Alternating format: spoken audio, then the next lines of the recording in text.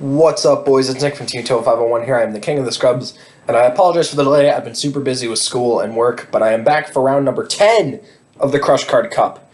And in this match, I'm playing Salamangreat. My opponent's playing Invoked Windwitch. So without further ado, let's just get right into it. So I'm going to lose RPS here. My opponent decides to go first.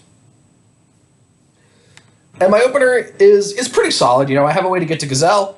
I have a hand trap to hopefully stop my opponent from comboing me, and I have 2 consistency cards. So overall, this hand's pretty good. You know, a little heavy on normal summons, which I'm not the biggest fan of in this deck, but, you know, I've seen worse. So my opponent's going to activate Meltdown, go get Alistair. I'm going to Imperm Alistair. They're going to Spellbook of Secrets for Knowledge.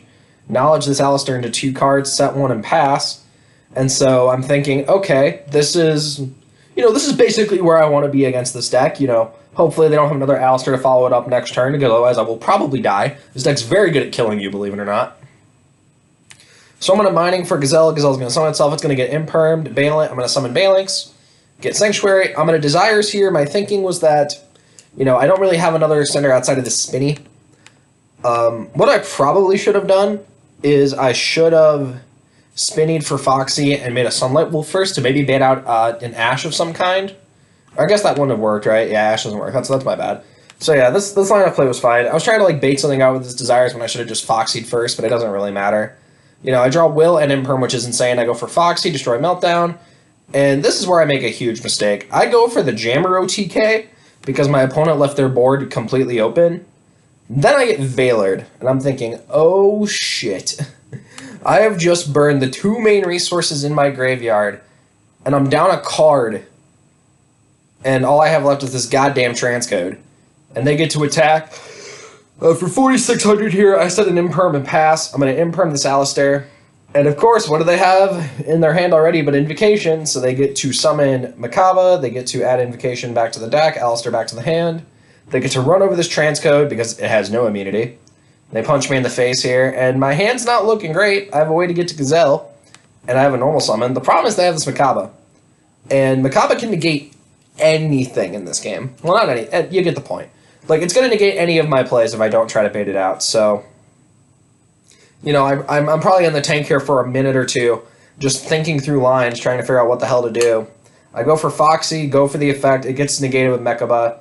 And I use Will to bring back Gazelle, send a Jaguar, get to Sunlight Wolf, but that's the end of my turn.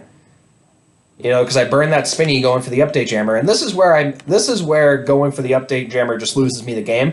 Because if I would have just left that Spinny in my graveyard, I'd be able to summon it back here, get the Ash back to my hand, and I'd be able to either make a Heat Leo, or I can just make more Link plays.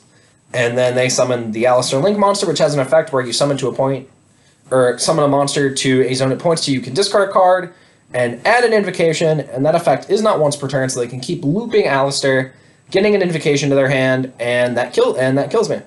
So yeah, I even say in the chat, I should have just did other plays. And my opening hand, game 2, is really, really good. You know, it has Gazelle, it has 2 defensive cards, and Pot of Desires. Like, this hand is insane. So, Gazelle dumps Jack. I activate Desires, and I draw, I think, the best 2 cards off the top of my deck here, Will and Imperial Order. And I'm thinking I can't lose this game, because Invoke doesn't really have a way to beat this card. I probably extended a little too far here into the Nibiru, but with Will as backup, even if I do get Nibiru there, and I held the Sanctuary, I can still make a Reincarnated Wolf, so I don't think that's too bad of a play. They activate some spell, I flip Imperial Order.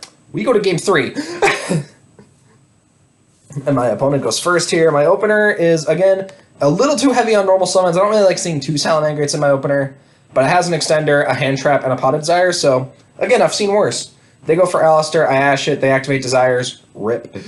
They get 2 fresh cards. They activate Meltdown, get another Alistair, which is really bad for me. They go for Almirage, into Secure Gardenet, into set 1 pass. And little did I know their set card was there can be only one. And for those of you who don't know, this card just completely beats me. I have no ability to play the game through this card. The text is basically I can only control 1 monster of every type. All Salamangreats are Cyburst monsters, so when I summon Foxy, I have to crash it into the Secure Guard now. And then I can activate Will, summon Gazelle. It gets Veilered. I don't think I activated the Foxy effect. So yeah, I could have done a play where I activated the Foxy effect in my graveyard to destroy the There Can Be Only One. I'm not entirely sure why I did that. So they go for Mechaba. They get to return the Alistair to their hand, Invocation of the deck. They beat over Gazelle. And at this point, I'm in some deep trouble here.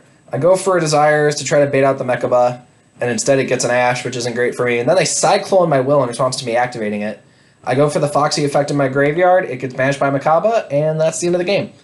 So, not what I was really hoping for this match. I don't think that this particular matchup is bad for me at all. I think that just like I played pretty poorly in Game 3. I was a little too aggressive in Game 1, just not thinking about cards that could or could not be in my opponent's deck. And I think if I would have thought about it for a little bit more, I probably could have walked away with at least Game 1. You know, obviously their games would have probably played out differently, but you know, that's the way Yu-Gi-Oh! Is sometimes. And, you know, I like being punished for my bad decisions. It shows that I still have a learning curve. And I still have a lot of things to learn in this game. But anyway, that's going to do it for round number 10. I'm now 6-4. The record didn't matter to me since round 7. I'm just playing for the experience and to learn as much as I can. So, you know, I learned a lot this match. So I can't say I'm too upset with it. You know, very cool guy. We had a really nice chat after the match. Very, very cool dude. Shout out to you, Bart. And that's going to do it. So thank you guys so much for watching, and I'll be back with the final round of the Crush Card Cup.